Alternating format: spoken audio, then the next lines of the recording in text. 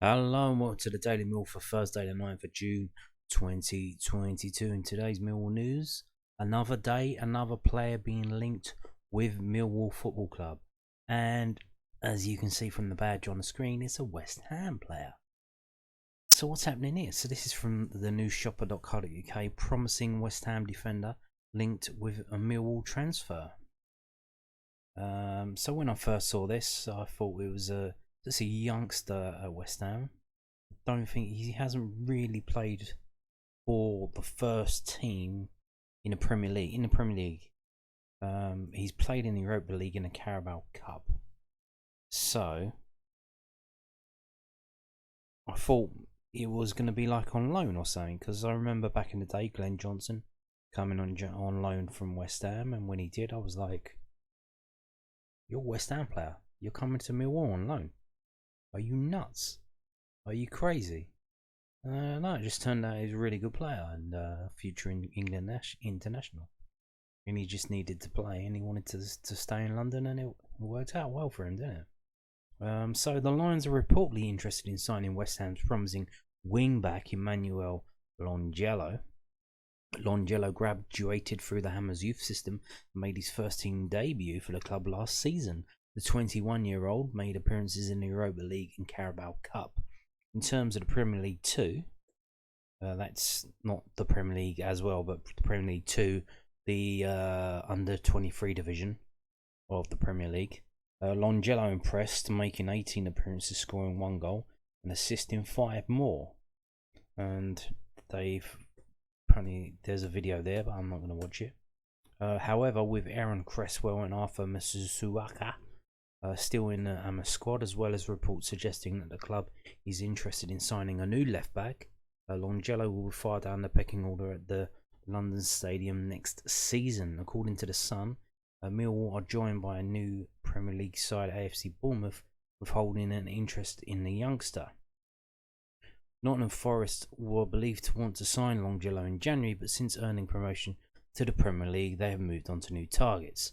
Garrett side need backup in positions in order to provide Scott Malone competition for his spot as they look to challenge for promotion next season.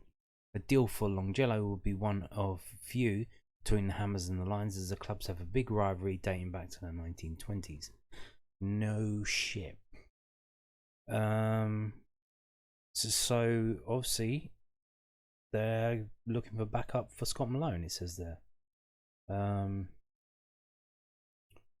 So who could we get? I think I did see Johan Barbet. He is leaving QPR. He's probably not. He's more defensive, not really that attacking. So probably not what we're looking for. But I don't know. But yes, so this is from the new shopper. Apparently, they're saying it was from the Sun. So let's go to the source and see what the Sun said. So this is from the sun.co.uk. And they say Rangers and Bournemouth interested in Emmanuel Longelo transfer, with 21-year-old set to leave West Ham this summer. A host of clubs are monitoring the West Ham youngster Emmanuel Longelo ahead of potential summer move. The fullback 21 made his Hammers debut in the Europa League last year against Dynamo Zagreb. However, he has struggled for first team chances since, with that being his only first team appearance. Therefore, the starlet looks set to leave East London. Clubs across the Premier League, Championship and in Scotland are keeping tabs on the situation. Bournemouth, who are in the market for a left back following promotion, and Europa League finalist Rangers are keen on him. Interest at Highbrooks depends on the future of Calvin Bassey, who has been linked to a move to Aston Villa. Championship side Millwall and Scottish Premierships Burnian are also tracking Longelo. The move to Nottingham Forest was considered in January, but the deal never materialised. Yeah, we know. So literally, it's just we're tagged on right at the end. And if you're a player and you want to go somewhere, like literally, there's what you got: Premier League team that's. I think they're in are they in the Champions League, Rangers? And then you've got like Millwall at the end. So if you were to play, which one would you pick? Now, Millwall's the only London team there if he wants to stay in London, but I mean, Bournemouth is not that far from London, I don't know. But we seem to be well down the pecking order in that one, so doesn't seem like it's going to be a goer, but we're being linked nonetheless. And he's added to the list. This is the list I'm keeping of all the players that have been linked with transfers to Millwall. And he joins Ross Sykes, Elliot Anderson, Daniel Udo, Keona Tete, Nathan Byrne, Harry McCurdy, and there he is. All of these are still in flux except for Nathan Byrne, who's had his contract extended at Derby. So we'll see how we go. But there you go, added to the list. Moving on now to this story from news@den.co.uk, bit of an opinion piece, and let's have a read of this and see what's going on. Mill's ambition versus gamble and a Derby warning. Mill Chief Executive Steve Kavanagh knows the club have to be ambitious this summer, but the Lions won't gamble as they aim to bridge the gap to the top 6 next season. Millwall got 69 points in 21-22 as they finished 9th. It was the highest points total under Gary Rowett. The Lions took their playoff challenge to the last day before they lost 1-0 at AFC Bournemouth, though the result was irrelevant as other scores didn't go their way. Millwall have only broken their transfer record twice in the last 32 years. That was in 2018 when they spent just over $1 million each on Tom Bradshaw and Ryan Leonard. Yeah, that record stood for so long. It was Paul Goddard was our highest transfer of 800,000, and that was in '88. That was insane, wasn't it? Back then, that was a lot of money. So it wasn't keeping up with inflation. It's just probably the same, no, or less. Like 1.2 million now, compared to £800,000 in '88. I mean, if you count it for inflation, it's less now. It should be like 1.8. But the club were ambitious last season, particularly in the loan market, where they signed Benekophobia from Stoke, Daniel Ballard from Arsenal, and Shea Yoja from Liverpool before the start of the campaign. The Lions then put in January bids for Dutch top 5 players Zion Fleming and Bart Ramselaar. Millwall also wanted Louis Sibley, who scored a hat-trick for Derby County at the Den in 2020. Yeah, we apparently put in a bid of something like 400k, wasn't it? And even though Derby and the administrators need to gather resources to pay the debtors, they seem to just stick 2 fingers up at everyone, and they seem to have already figured out a deal with a particular suitor.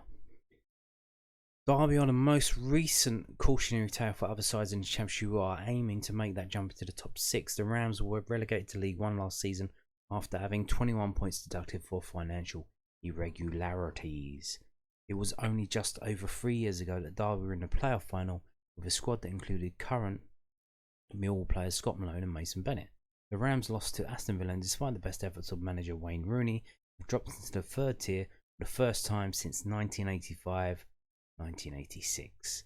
Millwall boss Gary Rowett said recently he intended to try to push for a little bit more than we'll normally spend. Kavanagh knows the club are in a good position to continue their progress in the top half. I think that's right, and we've shown throughout the years that we are ambitious without being stupid and negligent with the long-term viability of the club, Kavanagh said. We've all seen what's happened in the last couple of years with clubs that have taken that gamble to get there and then not achieved it. It's striking that balance to make sure we keep moving forward. I'm not going to get caught into are we going to spend X, Y or Z, but the intention is to keep driving this club forward and to keep taking the right steps to get us a bit closer and give ourselves the best chance we can of taking that final step and landing the dream of promotion. Kavanagh is pleased with the progress under Rowett, who's going into his 3rd full season in charge. Kavanagh said, "We keep moving little steps forward. That's what the last 3 years have been. But us, given you're competing against clubs with massive parachute payments, which make the Championship so unbalanced, getting to be one of the clubs that then get into the playoffs, the chances of that really are so slim. To be on the edges of that, yes, of course, it's success and we'll carry on moving forward, but ultimately, success is driven by promotion. Getting into the playoffs and beyond that is what the small steps in the building, the sustainability of the club is all about, to keep moving it forward, to keep driving us on to aspire to get to the best level we can get to. Indeed, indeed, indeed. So, yeah, if you're keep going forward and you keep getting better, even if it's not by a lot, that's good because you're getting better. If you stop and then you stand still, then you're probably going to get worse because other teams around you will keep progressing and moving forward, so you'll be going backwards. So yeah, interesting stuff. But like they say, you can't gamble, but we'll get into something later. That is it a gamble? We'll talk about that later. But before we get to that, we're going to talk about this. So this is from londonnewsonline.co.uk. Millwall manager set to check in on midfielder to determine if he needs extra recuperation time. He probably does. He probably needs to see a psychiatrist as well. I mean, because Northern Ireland are having an absolute rough time of it. They've got 4 games this June. They've played 3 already. They've scored 2 goals in a 3-2 defeat today. I'll tell you about that in the next story. They lost 1-0 to Greece and they drew 0-0 with Cyprus. Aren't very good. So we'll get into this. Mill manager Gary Rowett is due to have a discussion with George Saville about when the midfielder will be ready to return to club duties. The 29-year-old made 39 appearances in all competitions for the Lions last season and has been on international duty with Northern Ireland. Saville is due to feature again this evening against Kosovo. He did. And in his country, have another fixture on Sunday in Cyprus. No, it's not in Cyprus. It's in Belfast. They've already played in Cyprus, I believe. I'm pretty sure I got that right. We'll check in a minute. It means the former Chelsea and Wolves player has had less downtime than some of the Millwall squad who report back for fitness testing on June 22. Oh, June 22? That's early. That's literally in 12 days' time. Blimey. Not only that, but a reminder, the fixtures come out on June 23. So they'll be going in for fitness checks probably on June 23rd. And they'll get to see the fixtures. The squad have a training camp at faltered Island in Ireland. Just after that, the original plan was for him to come back ready to travel to Ireland with the team, said Rowett. What I think is important for any player is to make sure they've had sufficient break, both mentally and physically. I mean, it must be tough for him. I mean, he's been playing in the Millwall team that's doing well. That's been pushing up at the end of the season to get up there to 7th spot in the table.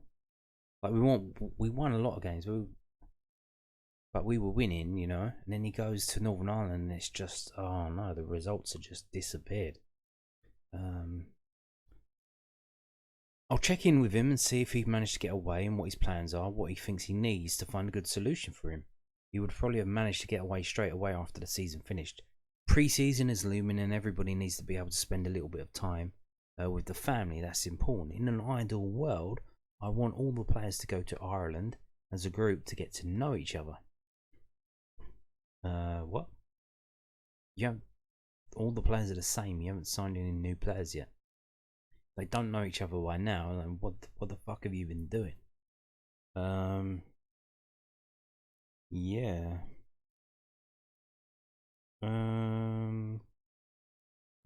Asked if he expected a clean bill of health for the resumption of training, Rowett said, "We're expecting everyone to be able to train. Scott Malone with his hamstring would have been available if we had got to the playoffs and beyond that. Murray Wallace was an interesting one as he actually tried to play at Bournemouth with grade 2 hamstring injury at the end of the season, so his was a 4 to 6 week injury. He's pretty robust, Muzzy, and will be back and ready to come into training. If we have to modify 1 or 2, we'll do that. We had to do that last season with Danny Ballard and Manny Longelo. If you've got players with a knee issue, then you have to treat them slightly differently. We found that with Jed a little bit. If you just throw him straight back into everything, he gets irritated very quickly with the hard grounds. But the majority of our players will be straight into the thick of it. So, yeah, like I said, so George Saville, third of 3 games for Northern Ireland so far. He started there. They lost in Kosovo. They lost 3-2. Now, the good thing is they actually scored some goals. And we'll get into who scored later. If you don't already know, it's a Millwall connection. It wasn't Saville, so you can figure it out by that. It was Danny Ballard. He got the highest rating. He was their main goal threat because they don't have a decent striker. He got a rating of 7.78. He scored a goal. He had 5 shots. Well, basically, most of them were headers, and 2 of them were on target. And you can see here. Look at that. He's literally, that's the plan. Get it on Danny's head. And luckily, unlike the last couple of games, they actually had a creative midfielder taking the set pieces and not the bloody bruiser of a defender. So that seems to be working out for them. But so it's ranked by rating. Let's rank it by rating. Where do you think George Saville is? I'll tell you, it's not looking good. He is right at the bottom. He's 15th of the 16 players that appeared on the pitch. He's under the 3 of the substitutes. There were 5 substitutes, so he's down at the bottom with a rating of 6.02 from 72 minutes on the pitch. The only player worse than him was Stephen Davis, who's 37 years old. Let's have a look. Touches. George Saville had the 6th most touches for Northern Ireland. Didn't really do well. He had 1 shot, it was off target. He had passing accuracy of 87.1. He won 1 aerial. Again, Danny Ballard winning the aerials. Offensively, where are we going?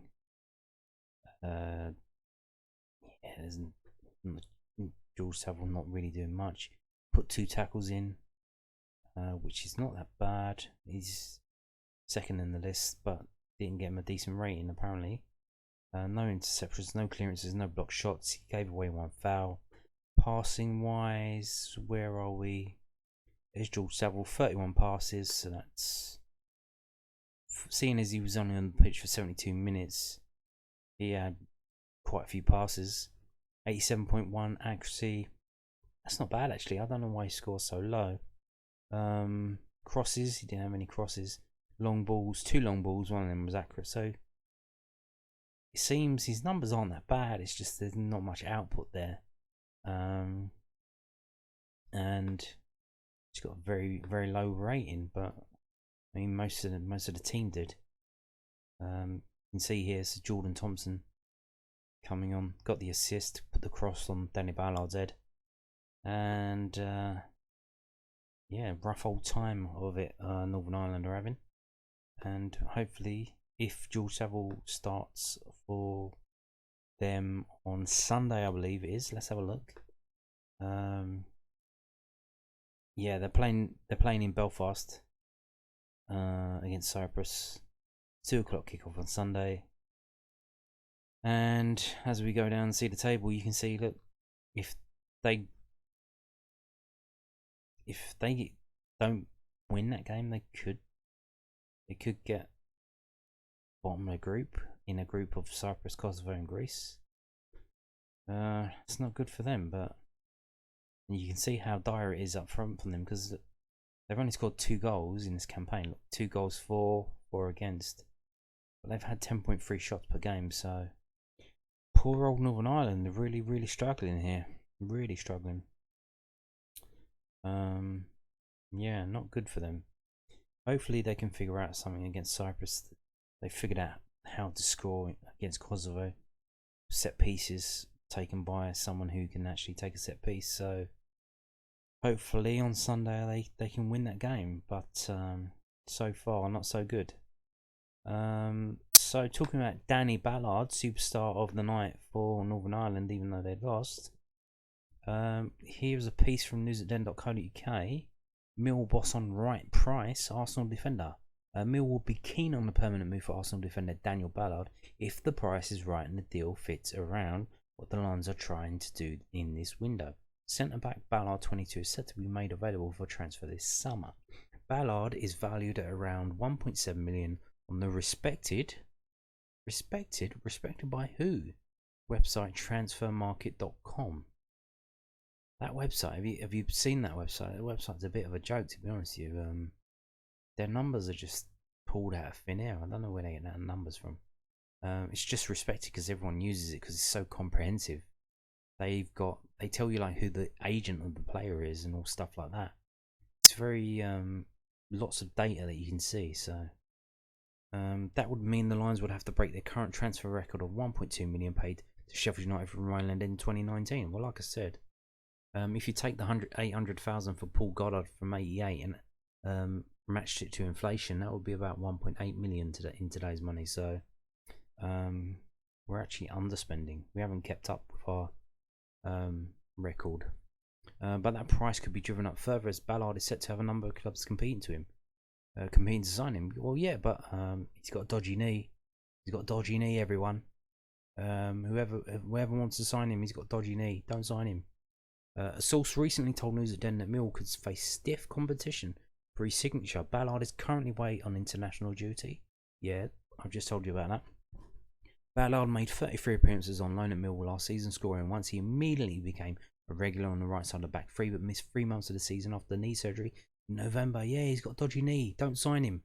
Any other clubs watching this, don't sign Danny Ballard. He's got a dodgy knee. Let me all sign him. Rowett was asked if a permanent deal for Ballard would be within Mill's financial capabilities. Who knows? I think it's always a little bit of cat and mouse in any deal, any negotiation and any price, Rowett said.